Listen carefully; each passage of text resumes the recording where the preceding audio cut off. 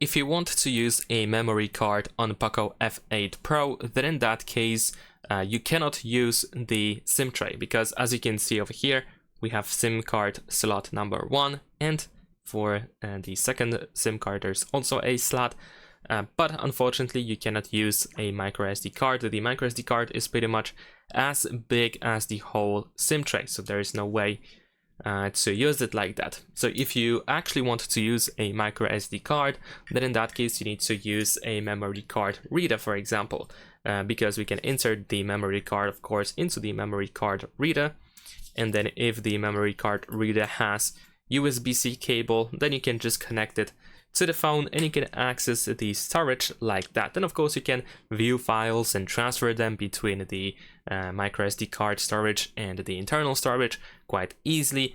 But of course it is a little bit inconvenient to use on a daily basis, because you just have to have this connected to your phone. And of course there are smaller memory card readers as well, where you usually just have one microSD card slot.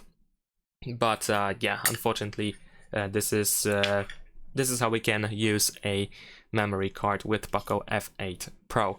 Thanks for watching, leave a like and subscribe.